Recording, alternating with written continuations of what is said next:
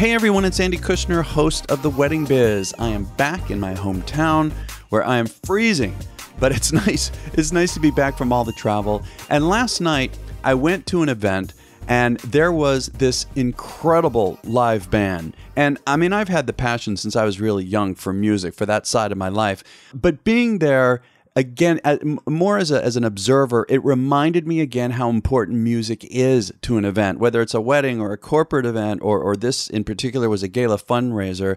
And it just reconnected me to my passion for my music. And I recommend everybody, find some kind of a way, and I think we talked about this last week in the interview, just some kind of a way to reconnect to your passion, to keep it fresh, keep you excited.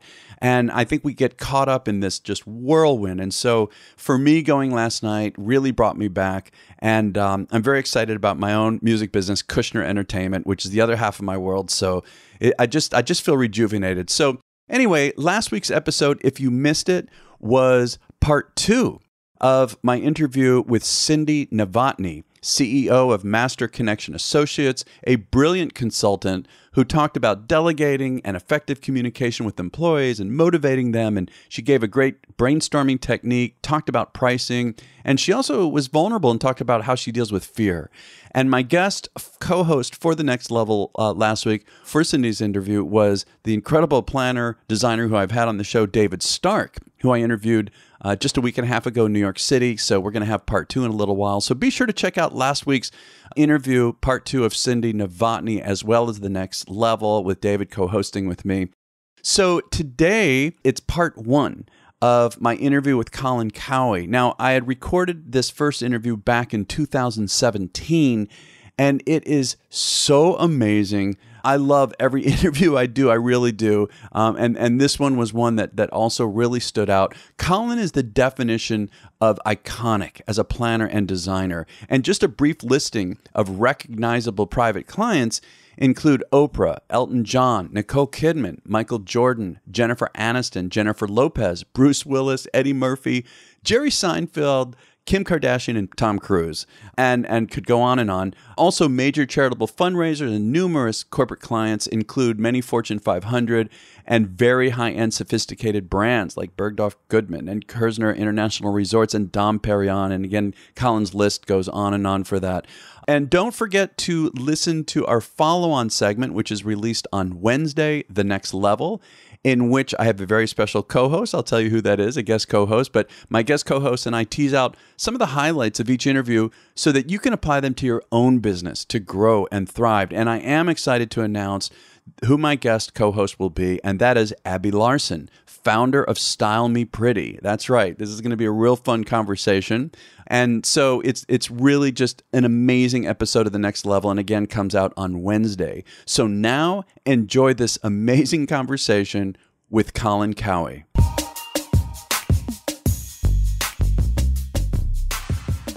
So Colin, I mean, essentially you really create a luxury experience. And I've had the pleasure of personally working with you, so I'm very familiar with how you and your team work. And what I would like to do is go back way back in time to your upbringing. I'm really curious about, how you grew up and how various elements influenced you. So you were born in South Africa, isn't that right? No, I was born in Central Africa, in Zambia. In Zambia, in a town called Kitzwe, where there was one country club that we belonged to, a hotel and a restaurant you wouldn't put your foot into. And I can't think or remember a time when my parents didn't have house guests or people staying with us or people coming over. It was a very active social life because of that. And, I learned to entertain and to be entertained from a very, very early age. What did your parents do? What did your mother do? My mother took care of us. And how many siblings do you have? I have a brother and 2 sisters. Okay. And my father was in the engineering business in the mines. And it was all about copper and emerald mines at the time. So that's why we were living in Zambia. I see. And so you're saying things were very social. I mean, just friends, family, or what did that look like? It was an interesting time. I mean, it was a colonial time. So we lived a very elegant life. I came from a a very comfortable, privileged background, not a rich background, but we lived an amazing life. And I can't think of a time when we didn't have people in our house, or we're going to someone's house or receiving people. And so when I arrived in the United States in 1985, I really just ended up making a business out of what I was taught to do at home. And that was to make people feel welcome, to make people feel comfortable. But when you were there as a child, I mean, were you, even at that time, were you already touched, moved by what this was all about in terms of entertaining and making people feel comfortable? I mean, were you already taking notice of that at a really young age? Yeah, because, we always sat around a table and had dinner together. It was a big deal for the family to always be together. And when my father came home at 5:30 in the evening, we had a long driveway with a crushed gravel driveway. Yeah. When the houseman heard the car tires. Oh, the crunching of Yes, by the time my father got to the front porch, he was there with a red sash on. Oh, my God. A red fez, and he was shaking my father's martini. Really? Yes. Oh, my God. How young were you with these memories? I was 6, 7 years old. Wow, this is I didn't know about this about you. So you're really growing up with this in your system. Absolutely. Like you didn't really know anything else, basically. That is how you grew up. That was it for you. I thought that was the norm. Wow, that's interesting. Well, I still shake martinis at 5:30 at night. Sometimes I wait till 6 p.m. So did you do anything prior to starting your business? I mean, did you have other jobs? When did all of this start for you? When did you literally start getting into the industry? It's interesting. It was mandatory to do military. So I was in the military for 2 years, which was a very, very interesting situation. I can't picture you in the military. I was actually very effective in the military. Yeah. I became a medic, and I was in the operational area for, I think, like 18 months, involved in a war in southern Angola. Wow. Yeah. No kidding. So you're already learning kind of behind the scenes, the discipline, organization, and a great organization, amazing discipline, and taught how to take care of yourself and to take care of a situation and to make stuff happen. I delivered babies. I did casualty emergency. Wait a minute. You delivered babies? Yes. So if you're at an event and there's an emergency, you can step in. That's great. Okay. All right. And I remember being in the military and going to the major and saying, the morale's not that great around here right now. Why don't you let me build a bar? Come on. Really? So I got him to send me in a helicopter to Grootfontein, which was the closest large city, and get a big military tent.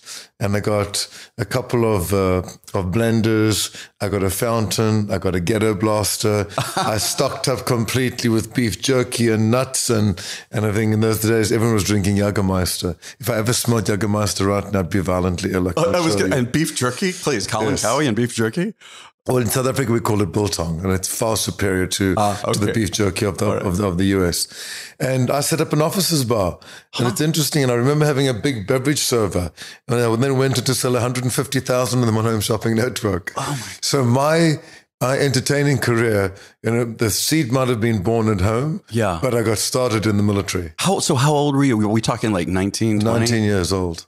I turned 17 on the train. Going into the military. So they're 17, 18 and 19. Yeah. So then what was the next step? You get out of the military and what are you thinking about what you're going to do? And then, I was studying, and then I took a trip to Europe, and that changed my life completely. And I went to Europe for I went for 2 weeks, and I think I stayed 8 weeks. What kind of things did you do? I traveled, France, Italy, Spain, Greece. Had a great time. Just a kid by yourself, pretty much? Absolutely. Wow. And then I came back and I ran a private hotel and conference center just outside of Johannesburg. That's where I really started to entertain kind of professionally. And then I had a look at the climate in South Africa, and I really didn't believe that there was a future in 1983, 84, 85. I immigrated in 1985, and it was the height of apartheid. Nobody really knew what was going to happen. We didn't know how things were going to play out. And I didn't want to invest my hardest working years in what was definitely a third world country at the time. And who knew what the future was going to be? Yeah. So I figured, where is there a similar climate? Where did they speak the same language? So it was California. And I went to Los Angeles. Really? And was this your first time to the States? First time to the States. What did you think when you got off the plane? And obviously, I was in awe. It was amazing. And having designed so many events and parties when I ran the private hotel and conference center outside of Johannesburg, I saw the rental companies and the linen companies and the Hollywood prop stores. And I was like, oh my God, I felt like I'd been like working in black and white with my hands tied behind my back, painting with my feet. So the world had opened it up to completely, you. Absolutely. And it was very, very, very quick. I needed to make ends meet. So I taught cooking lessons at the Beverly Hills High School adult program. And while I was there, I made a couple of good friendships. And one lady, her husband happened to be the president of Playboy. Oh. And she asked me, would I assist in making a menu for Hugh Hefner's wedding? Come on. Wait a minute. This is like your first big job, basically? Yeah. And I mean, I'd been there for about a year and a half. And you're only like 21 or something like that? I was 23 years old. Okay. I went to go and do this interview to be the food consultant. Yeah. And I saw what they were doing. And I took one look at this beautiful Tudor mansion and said, if I were doing this, I'd do it this way and this way and this way. And I'd do this and that and the next thing. And the next minute, someone more important was sitting in front of me and I got to retell my story. And then the next minute, someone else was more important. And then the president of Playboy. And then each time I told the story, it got bigger and better. And eventually I was sitting in front of Hugh Hefner himself. My gosh. And how did that go? And he said to me, can you do this in 6 weeks? And I looked at him, I said, absolutely. I had no clue in my mind how I was going to do it. Okay. I promised the world and I delivered. It was amazing. I think to this day, it was probably one of my best produced events. Wow. Because it was such an incredible opportunity to be able to do the world's most famous bachelor's wedding.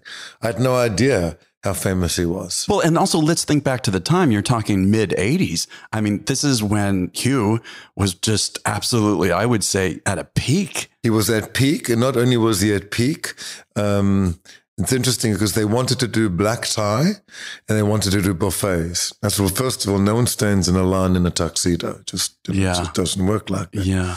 So I took this idea of the garden and I brought the garden in and out and did this beautiful marquee with fabulous tiered and terraced fountains with lights inside of them. And I did these 4 magnificent buffets and they had drapes in front of them because I had to do something that was worthy of putting on a tuxedo. Okay. So my first course was all caviars. And the draperies lifted up and there was a fanfare and there was all these waiters with purple sashes on them and all the flowers were purple and it was caviar for the first course. Wow.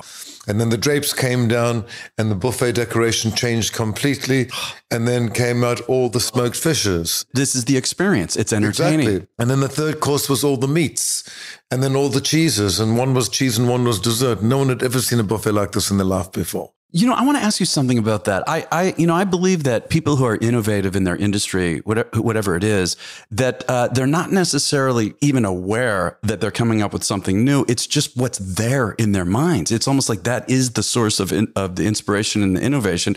You don't really think that, well, it's never been done or how am I going to do this, right? And here I am 31 years later. I've never done the same thing twice. Yeah. I know that about you. It's I think it's, it's a blessing and it's a gift to be able to look at something and then understand what it could smell, touch, taste, see, and feel like when you appeal and you design to the senses. That's interesting. You talked about the senses because everything senses. Yeah, actually, I mean, I want to say this too. When you and I first started working together, that was my first entry into the Lux business. Yeah. It was like, you were my Hugh Hefner. And, we talked a bit about that. You were very open with me, and we talked about appealing to all the different senses. Well, I think today everything is about experience. When you think about it, I mean, the rubber band company's website is trying to create an online experience. Everything is about experience. It's all experiential. Yeah. As Maya Angelou said, it's, people forget what you say, people forget you do. No one will forget how you make them feel. And we make them feel a certain way by appealing to the senses. So anything I design or that I consult on in creating bespoke luxury experiences, there's a certain authenticity to it because of my approach to the design. So I always consider, are we spring, summer, winter, fall? Because the seasons will be the first things to dictate something. Okay. Are we morning, noon, or night? You know, are we in the mountains? Are we in the city? Is it urban? Is it contemporary? So the physical environment to Absolutely. begin with. And then I bring into that what you smell, touch, taste, see, and hear. And that way I get to tell a unique story every time. So can you tell me something about with the absolute highest touch clients who you personally deal with, where in a sense, there's no budget and you can do anything that you desire. How does your process go from the point you just said? Can you take me through it, how that works? You know, the interesting thing is if you look at my work, no two projects ever look the same, you know, and I think I'm a very good editor because, you know, every bride today comes with a Pinterest page with 300 images and all this information, magazines that she's been tearing.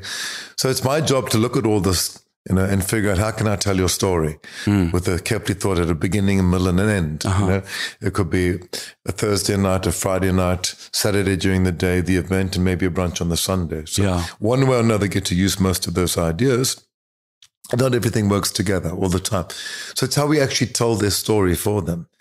And the process is actually very unique, you know, or not unique. It's rather simple. I meet the couple, you know, I find a venue and I want to hear and learn as much about them as I possibly can. So I always have a meeting at 4 or 5 in the afternoon. I'll open a bottle of wine or champagne. I want to understand what are their favorite colors and flowers and where do they go when they take a week off and what type of vacations do they like. And so I kind of really start to get an idea as to who these people are so I can start to build something for them. You know, and then it just starts from there. You know, you plant a seed and another seed starts to grow and to germinate. And then all of a sudden it kind of takes on a life of its own. And then you start to fill in the pieces. But how involved do you keep them through that process? How often are you touching base? How much information are you giving them? Well, it's all driven by us, but it's all approved by them because this is their first opportunity to make a joint statement of style. Okay. And it's my opportunity to be able to work with them and to tell their story and make them appear gracious and elegant and fun and all those things. So yes, they're involved with everything. We have the ability today through social media and through email and online communication to be able to communicate very quickly and efficiently. And the interesting thing, it is a joint statement of style because 15 years ago, the groom would say, you know, I'm just going to show up, tell me how much money to pay and what I've got to do. I'll have a comment on the music and the honeymoon, maybe. Exactly, on the bar. And today the man is intimately involved with every single decision. We copy our grooms, some of them, on almost all information. Interesting. Not just what we think they're interested in. They want to know exactly what's going on. They're co-executive producer. I wonder if it's really because of the level of these kinds of parties that the men are that involved or that the groom is that involved in. I don't think so. I think it's just a way of it. How things are changing. I think it's a way of how things are today. He has an opinion. He wants to be valued. He wants to be heard. And then, of course, there's the bride's parents too. Yes, and you know, and everybody wants to be engaged. Yeah. You know, I often have to tell the bride's mother, relax. You've been down the aisle. I've had to say that a few times too. This is not your wedding. This is your daughter's wedding. I won't quite say that, but okay. It's what she wants, right? Right. Yeah. Well, you know, I heard you speak yesterday at Rebecca and Catherine's engaged luxury wedding summit, you know, at the Kimpton. And I know that really it's not just that you're creating an experience for that night. I believe that you're creating an experience for your clients during the process.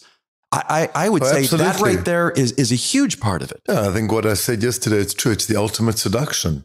You know, it's how do you seduce the client to feel comfortable and sign a contract to work with you. And then more than the party, it's the journey getting there.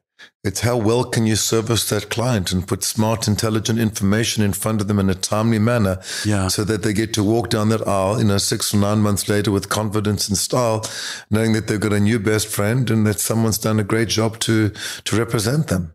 Can you say a little bit more about seducing the client on the way to having a contract? I understand, again, that they come into your environment and it's just absolutely beautiful. And right there, they're already, all the senses are, being experienced right there. That's part of the seduction is getting anticipation of the client's arrival. I'll have an intern will be waiting downstairs outside the elevator, who can visually identify the client coming in, can greet them and say, "Good morning, Mrs. Smith. Welcome to Colin Cowie." Which is similar to when you would get home growing up, right? And they take out the red sash. Absolutely. And make you feel welcome. And then we'll bring them into our lobby, and then they're taken into the conference room, and they're seated in 2 chairs that allow them to look through the glass wall into our beautifully appointed lobby. Yes. And I like to let them sit for a moment and take it in and think, wow, I'm in the right place. These people have got style. That's right. Why wouldn't it actually start at that moment? It starts at that moment, and then I let them take it in, and then they'll look at the screen. And you'll see their name on the screen, welcoming them to the offices. And there'll be a customized slideshow for us to take them through based upon what we think they're going to like. There'll be open bottles of champagne, red wine, and white wine, glasses, ice bucket, chocolate-covered espresso beans, dried mango, nuts, and this is the kicker always. They love it. I take macaroons and I have their names put on the macaroons. Oh, my gosh. And again, I want to point out, this is before they've contracted. This is before they're contracted, because we used to close 80% of the deals that came our way. Now we're closing 55 to 60% of the deals because it's just such a saturated competitive market out there. Yeah. Yeah, interesting. And are members of your team also involved in this meeting? Absolutely. There's always a creative, there's a producer, a business partner. So they're taking in the information as well. So there's always 4 of us in the meeting so that they understand. Then they get to see the entire office and see, there's 20 plus people that work here. Right. And then at the same time, your team is already getting very crucial information, assuming they sign the contract, to then start carrying out all the various pieces that are going to lead to this big night. And then the seduction continues, because when they depart, there's at least 2 of my books that I've autographed and personalized to them. Yeah. There's an electronic card with a how we work on it. There is a handwritten note by me, my business card, phone number, and one of our fragrant candles. And that's the gift that they take home. Colin, I love it. So every moment is an experience from beginning to end. And if someone brings them coffee, the coffee comes on a 9x4 silver tray. The teaspoon goes from 9 o'clock until 3 o'clock. The coffee cup is at the 9 o'clock position. There's a biscotti at the 2 o'clock position. Yeah. There's nothing left unturned. It's done right. Can you tell me perhaps a story or two of some of your favorite experiences in terms of, and you don't have to name clients necessarily, but if you're able to talk about some stories, some details. In this business, some of the highlights, my God, there've been so many. I feel so blessed to get to work with the people that I work with on the scale that I work with, to be able to do the things that we do. I would say that one of the most amazing moments was Oprah Winfrey's Legends Ball. In 2005, when she chose to honor the 20 living female legends who, because of their struggle, had paved the way for the 40 upcoming legends. Like I'm moved just hearing the description. And being in a room with 400 people, I've never been surrounded by so much greatness in my life before. I mean, everywhere you looked, you recognized every single person. Every single person was top of their field. It was incredible. And it was 3 days of really celebrating and honoring these women. Can you tell me some stories about how your process of how that particular event came to I worked very, very closely. I think Oprah and I spoke twice a day for I was going to say, she's very involved, isn't she? For a year on this. Really? Oh, it was a huge event. Wow. And the amount of love and detail that went into this, because she's the ultimate producer and she's the best person to work and to collaborate with. She understands what it takes to put in front of the camera, not behind the camera, not just in front of the camera, being the greatest producer. Yeah. So we wanted to do very interesting things, like the gifts for these 60 ladies. I had them all seated at one table in the shape of a giant O. Of a giant O, as in Oprah. So all the ladies, 60 ladies were seated on the outside looking in. Okay. On a beautiful custom table. And I'd custom made all the china that had hand been dipped and hand painted in platinum, all on celadon, with the most incredible menu and magnums of crystal. But the magical moment after John Legend performing, for the legends. Of course. That's great. And he was like golden at the time. He had just hit it big time. That's brilliant, John Legend. That's brilliant. Okay. I had 60 waiters come out with 60 silver trays. On every silver tray was a red crocodile box with 4 little silver feet on it and your name engraved on top in a big red bow. Wow. And when the ladies opened those boxes at the same time, each one of them got 10 carats of diamond earrings. Okay. So, dream big. You make it. Why not? It was amazing. You've never seen women so excited in their life before. And I want to point out too, these are women who have been to an enormous amount of high-end parties. No one had ever seen anything like this. Yeah. Because then the next night we did the actual ball itself, which was a white tie ball, which we did at Bacchara Hotel, which I'd retransformed completely and rebuilt into this magnificent ballroom. My gosh. And it was just the most magical night to see all these legends seated at one long table. Yeah. And then we did this brunch the next day where every single person with the voice in Hollywood who was there performed and sang. It was unbelievable. Wow. Yeah. I could see why this is such a highlight in your own career. So that was a big moment. I think another big moment for me would be, I would say, at the pinnacle of our industry, what was the turning point, was the opening of Palm Island, Dubai, and Atlantis. We talked a little bit about this, yeah. It was in December 2007. It was the last big hurrah. And we spent $25 million on this party. And it was the world's, to this record today, it holds the record in the Guinness Book of Records of being the largest pyrotechnic show in the history of pyrotechnics. Wow. No kidding. Yeah. And we did, it was so innovative at the time. We projected across 5 towers using high definition projection. And at the same time, it was told in tandem with fireworks. So it was a 3-dimensional whole story taking place. And most of the time when you look at fireworks, you look them from below. So the fireworks from below were only for the 2,500 guests that we had at the party. But the rest of the fireworks were designed for the rest of the world.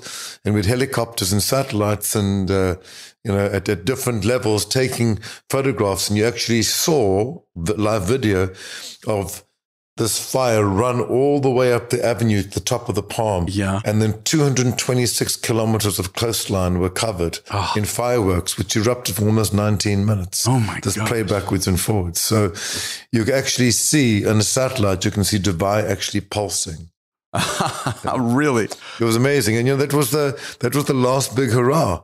And then everything came crashing down after that, and the world has been no change. But before we get to that, obviously, because of my own music business, I've got to ask, what were the musical elements of this party?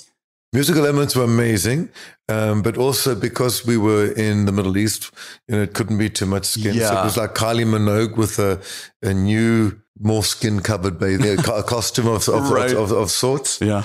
But the music was amazing, and the whole thing was incredible. But it was about the spectacle of bringing the myth of Atlantis alive. So we had a great storyline to work with. Wonderful. So when everything did crash, then with the economy, the recession, and I remember I don't know if we got together at the end of 2008 or 9, something like that, and you were very candid with me. And you told me, and we're still in the moment. You said your business went down like 80%, something incredible. It was. I had such a blessed run for 20 odd years where it was just one great success after the next. Yeah. And all of a sudden, everything came crashing down. And I was building ColinCowieWeddings.com and I was spending, a tremendous amount of money with a team of 40 people building this website. Oh, my goodness. Yeah. And we had editors and writers and photographers and you name it. And I was right in the middle of this and I had this engine running at 120 miles an hour. I was creative director for a lot of luxury projects and the word luxury became a bad word in 2008. And, all of a sudden we went from doing $20 million parties to, you can't work with Colin Cowie. It won't sound like a good idea. I was going to say, even if people could afford it, still. The perception wasn't good. You couldn't be working that hurt my business with number too. 1. You had to be working with number 2, 3, 4, or 5. Yeah. So the perception was a whole different story. And I have to tell you, in a way, I can look back now and think I'm so grateful for the lessons that I learned. At the time, I never knew how I was going to get to the next day because my income literally dropped 80%. My God. You know? And, you know, when you got 40, 50 people working for you at the time and you're working on projects all over the world, it was a major adjustment. Well, how did you handle it? And what were the lessons you learned? I think you learn to be resourceful. You learn to be responsible. You learn to be more creative. You know, I figured out if I can't get over the mountain, I need to get through tomorrow. I need to walk into my office with a big smile on my face, positive, and make sure that my team believes. Ah, very good point. You know? Yeah. Because there's, you know, they must have been terrified. You have to lead the team through the situation, you know, and, fortunately, I never missed one paycheck ever in my business. You know, and when we managed everything well, we learned to operate leanly, and then you just reinvent yourself, because I think we all thought it was going to come back. Because when you think about it, after any of the crashes that we had, you know, even after 9/11, we always bounced back, and we bounced back to how it was before. After 2008. It came back very slowly. differently. Yeah. It came back very slowly at a snail's pace. It was a global story. It wasn't that something that happened in one country. So the whole world was affected by it. And nobody bounced back as quickly as we thought we were going to. I want to know something though, Colin, personally. I mean, I understand in front of the team, and I've learned this the hard way myself because I used to wear my emotions on my sleeve, and I learned how that really affected my team. How did you handle this inside? Were you feeling fear, terror, sadness, depression? Everything. You know, fear, terror, depression, sadness, failure, you know, a whole lot of emotions. And at the time, I was still raising money for ColinCowieWeddings.com. So I'd go from dealing with one bank to then go and speak with an investment banker, and had to put in my very, very best, you know.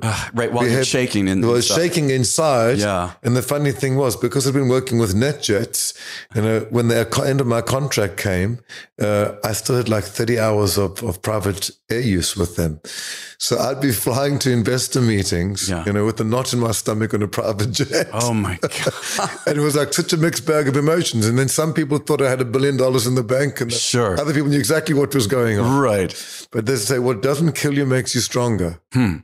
Well, even today, I mean, one thing, I think about, you were very candid with the crowd yesterday, and you talked about everything, even pricing, and how are you managing such an empire? And I have a couple of questions about this.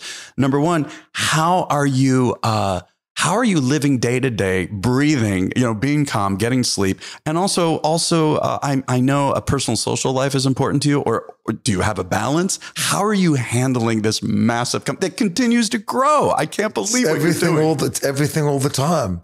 You know, I know 2 speeds, 0 and 120 miles an hour. Okay, so you admit then you don't necessarily. So how does this go for you? I don't know. I wake up with a tremendous amount of energy. I dive in the deep end. I do what I've got to do. I surround myself with smart people. I'm ridiculously organized. You know, and I have a team that works hard to set me up for success. And I think we you know, having been in business for 31 years and have gone through a few ups and downs, I've really learned how to run a company. And I love what I do. I feel so incredibly blessed to do what I do with the people that I get to do it with. And, you know, you surround yourself with people who can do everything better than yourself. So you're delegating tremendously, I imagine. All the time. All the time. I think because if you don't delegate, then you become a bottleneck. But here's what I want to know. Obviously, you know, at certain points, you're very familiar with the various members of your team's personalities and their abilities and skills and how they execute, how they listen to you, and what they bring it to them to it themselves. How do you do that in the beginning when you're making that shift? I mean, I know for myself, it took me, I'm almost embarrassed to say, it must have been 20 years of my business. And in order to finally just get so sick and tired of how much I was working and the detail. Finally, I also learned how to choose a team differently, which is obviously part of it. And then when I finally was able to really let go and fully trust, of course, along the way to have the success I did that. But to get to a whole nother level, to finally really let go, for me was so freeing. I thought I had been doing that all along. How did you get to that early? I think in the beginning, I thought I had to do it all myself. Yeah, and at that high level, the kind of clients you have. And then I surrounded myself with business partners, who did a really good job. And then I kind of outgrew them, and I went to the next level. And I brought in a really strong operations guy, Stefan Baroni, who had run big companies and taken companies and nationalized them. So, I need to be creative and I need to run the creative side of the business. And let's look at this like a magazine. I'm the editor-in-chief and you're the publisher. I see. And this is what we're looking for. Best business practices. Let's run the business as lean and as we can, bring in a lot of good discipline, make sure that the team is very well rewarded, that they can feel they can participate in our profits. I've found that, as I've switched from working with Generation Y and Generation X to all of our new incoming staff members are mostly millennials. I found all of a sudden I had this revolving door because, there's no sense of loyalty. A lot of millennials will, I've got as much out of you as I can. I want to go and learn another skill set and I'll just jump to someone else. And I imagine they're thinking, okay, I've learned the Colin Cowie experience. I'm going to take that out now and go do my own thing or try to or something like that. Oh, that happens too. I just had an ex-staff employee left me 3 months ago and her business was launched yesterday, funny enough. How do you feel about that, by the way? Listen, the interesting thing is while they're with me, they give me 120% of what they're capable of. Everyone in their life is entitled to go and do something. Yeah. If I taught you and you went through the Colin Cowie school of whatever and you graduate and go and do something, I only wish you well. I don't have any malice towards anyone who worked with me and set a business.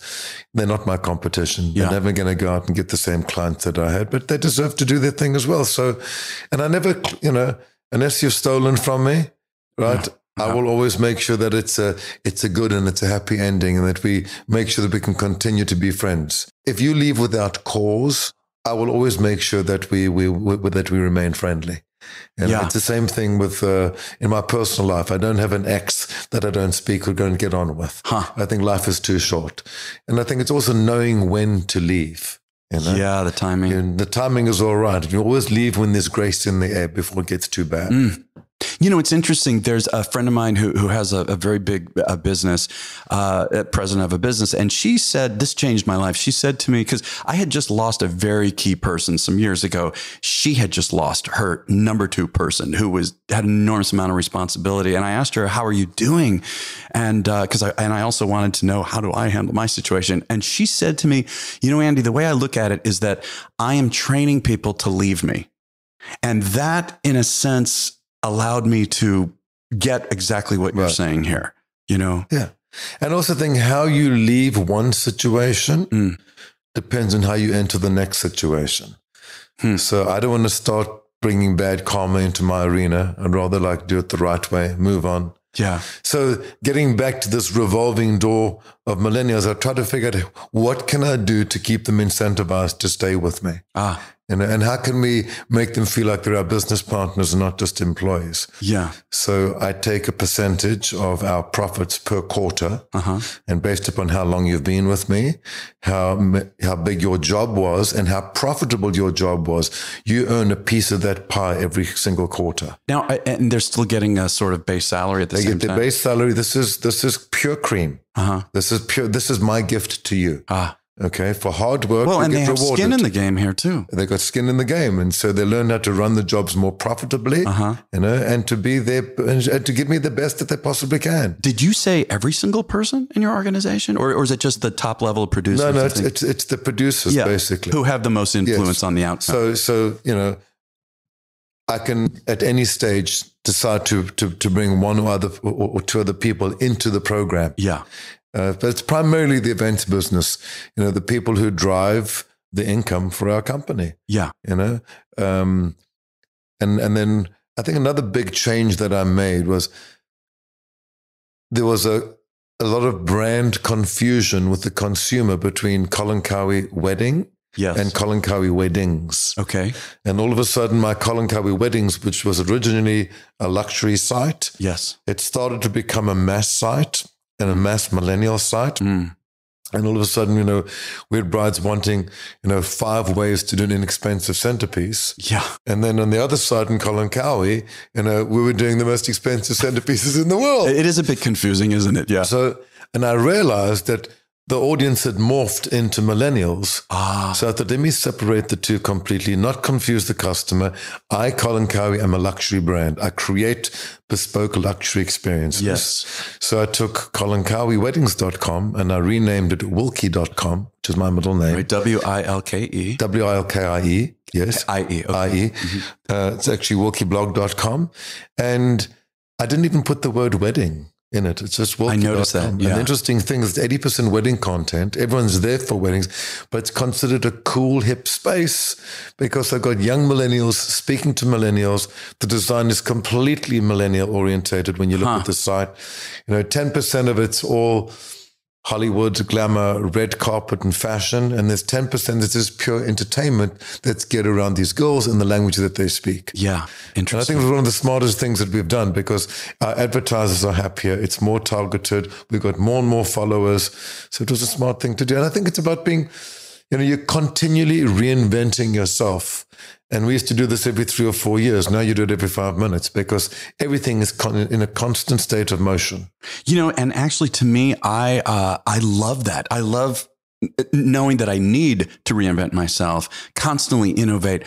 That's what to me is the most fun of this whole thing. And I think it's what keeps you new, it's what keeps you fresh. And that's why I do like to hire young millennials in my creative space. I want to know what jeans they're wearing. I want to know what music they're the ones on the street. I want to know where they're going to. And what's the new slang? And, keeps me in touch. Yeah. I also want to come back for a moment in terms of the financial aspect of it and pricing. Yesterday at the conference, you laid out in great detail how you price. You're very transparent. And with your clients, you had talked about giving them, even like a 30-page invoice with every item so they can see it. And I know you charge a design fee, but can you tell me more about what compelled you to do that, to be so transparent and present it that way? When you work with rich people, rich people made the money by being smart.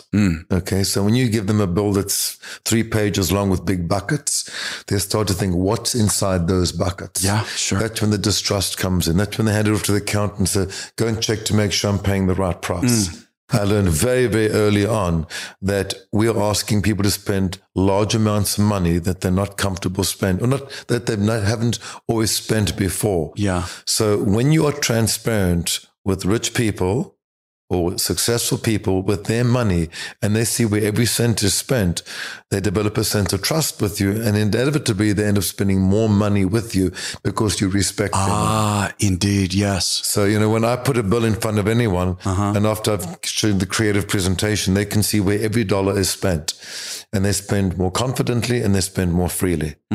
That's, as I said yesterday, money is the ultimate truth serum. When someone says it's not about the money, it's always about the money. Right. That's why I think it's good to have those conversations up front. The first thing we do. Oh, so you explain that to people right away. This is how I'm going to Absolutely. Yeah. And it's in the very first meeting. So right away they know that in the very first meeting. And so they never want to throw out a number. I said, you have to throw out a number because I can design, a small house and I can design a 10-story house. Yeah. I'm on your side. Right. I'm not the other side. We're in this together. I love that. Yes. Yes. I also want to come back to a little bit about how you personally handle things. I understand you talked about, 0 to you wake up, you're very energized, you've got that. So do you feel that you have a real balance in your personal life? I think I do. There's room for improvement. I travel ridiculously. I think I've been 3 days this month, like literally. Is that okay? Yeah. Yes, I love it. I'm always going to fabulous places. I don't know, in the last 5 weeks, I've been in India, I've been in South Africa, I was in Palmyra, I was on the Mexican West Coast, I was... what else have I just gotten? It's never ending and it's fabulous. Yeah. There was an Eden Rock St. Bart's I got in the day before yesterday. So it's not so bad. Right. It's very busy. It's hectic. I love it. I thrive on it. Yeah. When I'm at home, I love to entertain and cook and have my friends over.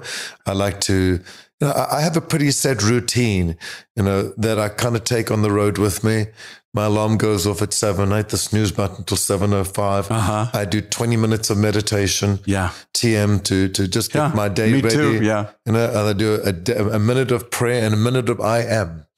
Wait, what? My minute of I am is, I think that we are all subject to so many influences around us.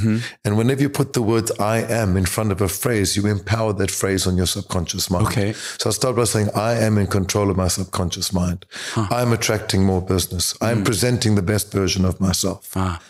So it's kind of like a manifest to me. Yeah. And then I get up and then I go and do an hour of exercise, whether it be Soul Cycle or Switch, or at a minimum 3 sets of 30 push-ups every day. Then I have a healthy breakfast, check my phone, head to the office and start at 120 miles an hour. Is there a way that you end your day? Yes, usually with a few cocktails. Okay. I mean, I go out every single night. Oh, you do? Yeah. After all of that, you still have energy. After that, I go out for cocktails. But that's 2 or 3 relaxing for cocktail you. parties every night. And then I end up having a dinner somewhere or maybe a nightcap somewhere else. So, I go 18 hours a day. And I like to be in bed around about midnight because, 7 o'clock comes quickly. Yeah. Wow. But I also, wanted to talk a bit about yesterday. What was so important for me was the subject of money in our industry, and where all other industries are starting to make better and bigger profits, and our people in a flooded arena are just price slashing left, right, and center, and giving away the work. And giving away the work to celebrities and to rock stars and to billionaires and not really negotiating the right way and making blanket decisions and taking a lot of the profit out of our industry, and it's starting to self-erode and cannibalize. And that's why I wanted to be so candid and so honest about we should be charging more. And these are the different ways in which you can charge more, because we do work in this, it's an unregulated, no barrier to entry business. Yeah. But what would you say to people who are kind of in the building stages of their business and there's an issue with the economy or just a personal issue in their lives, something like that, in terms of, because I would imagine it's been a long time for me since I was in that position, but I remember back then thinking, I'm just so nervous. I'm so scared. Maybe I do have to just take anything. What would you say in the beginning stages of someone's development? We all have to take something. Right, because we've all got rent at the end of the month and payroll and withholding taxes and et cetera, et cetera, et cetera. But I think it should be a mindset to start to build as much as you can. And you heard me yesterday, there's 10 other areas where you can start to build and create profits and to bring in income, because there's no crystal ball to this business. You can have an amazing January, February, first quarter one year and nothing the next year. It's so unpredictable sometimes. And then all of a sudden you've got 3 events in 1 month and nothing for 2 months. Exactly. Yeah. How do you deal with that? So, but the same payroll comes every 30 days and the rent comes every 30 days and everything else. So what my model has been to get as many licensing deals and management contracts and consulting projects in place to cover as much of my overhead so that the events business kind of becomes more of the profit than all the operating. And it takes obviously pressure off. I'm not quite there yet, but that is the goal, because it takes the pressure off. Yeah. Knowing that your payroll is taken care of and your overhead is taken care of every month. And even if you're just starting out, if you've got good taste and style, go to the local hotel and say, I want to run your wedding program for you.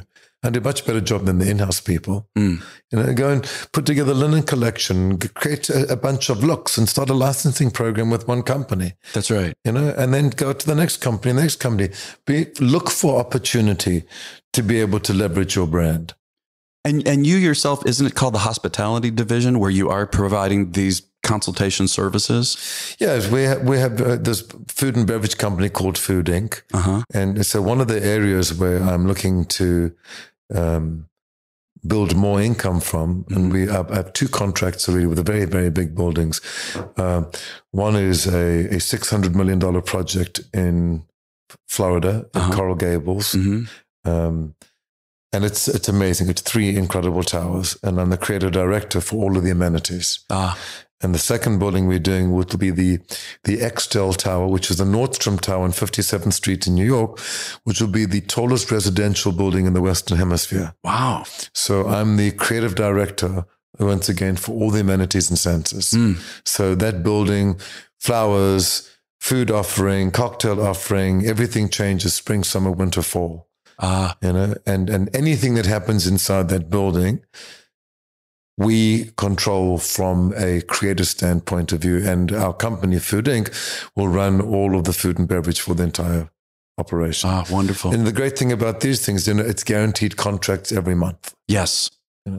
That phrase, multiple streams of income. I mean, that's really critical, isn't it?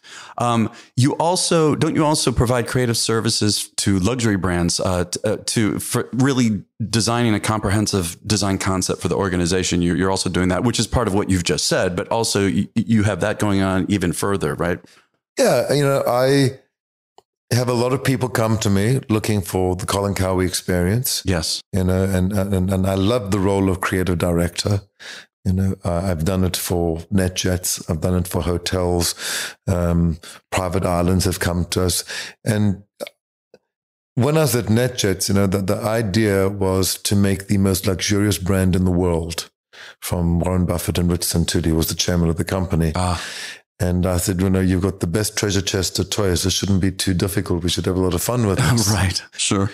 And there I realized very soon what the end result could be, but didn't know how I was going to get there. Yeah. And then I realized it wasn't about cashmere blankets on the planes and better quality uniforms and all the other touch points, but it really was about building a really smart, good, proactive customer service program. And so as a result of that, I really dug deep into this whole idea of what does it take to provide luxury service, and what does it take to be able to create a luxury experience. Yeah. So, in that arena, I love it when a company comes to me and says, how can we do it better? And I'll go in and I'll spend, a week with my team just doing research and speaking to every single person in the organization. Figure, how can we do this better? Yeah. How can we create a better product? Yeah. And I guess it's a gift that I have, and we come back to the client with a wish list of 20 things and then figure out, what is the lowest hanging fruit? What's going to make the biggest change? What's going to bring in income and provide more income to do and create more of these initiatives? So it's a fun, it's where I get to wear my business hat and my creative hat at the same time. Yeah, sounds wonderful. Yeah. Well, Colin, before we close, I also just want to take this opportunity, and I think it also makes a point too, is to thank you when you first tried me for my music business and my bands, and I, creating an experience with music. You took a chance on me, which is, and I would bet you still, not that you're taking a chance, but you not only brought me in, you were my first experience in the luxury market, and that led to all kinds of things for me. So thank you. From press to awards to I designed New Year's parties, the entertainment in Vegas, all kinds of things took off, and luxury weddings. But I will never forget, again, it was new to me, and you already were having a huge amount of success. And so when I first met you, first of all, you were on the ground, sweating with your hands, working on decor, things like that. I thought, wow, even with, let's say, a different level of planners, I hadn't always seen exactly that. And one of the first things you said to me was, we talked about some basic issues about the party, and you said, Andy, what do you think? Is there anything you suggest? And that was a great lesson too. Like you say, you bring on your team and to trust them. And that was, I thought, really something too. I think you always have the ability to learn when you ask questions, and you always want to bring in new talents. You can always discover new people and find ways for everyone to have a voice. But, I've never walked and said, this is how it has to be. I always like to ask everybody their opinion and then put it all together and then say, I think this is how we tell the story. And now you have 10 books, you're working on an 11th, you have various other products and services. What is the best way to learn more about you and reach your company? I'm so happy with my website, colincowie.com. Okay. Because I finally have everything under one umbrella, spelled out exactly how I want it to be spelled out. And it's taken a while to get it this way, but it's all right there. All right. Got it. Well, Colin, this has been such a pleasure. And I really appreciate how candid you are. I mean, it's a wonderful quality of yours. Andy, why not just be honest? I think once you're pretentious and you tell one story to one person, you have to start remembering what it is to the next person. I think it becomes very confusing. And I think life is much more pleasureful and pleasurable when you've got 2 feet firmly planted on the ground and you consider yourself a normal person. Yeah. It's much more fun that way. And let me tell you, for the whole team around, being humble, I mean... Humility and gratuity, I think, are 2 of the most important things in life. Show gratitude and be humble.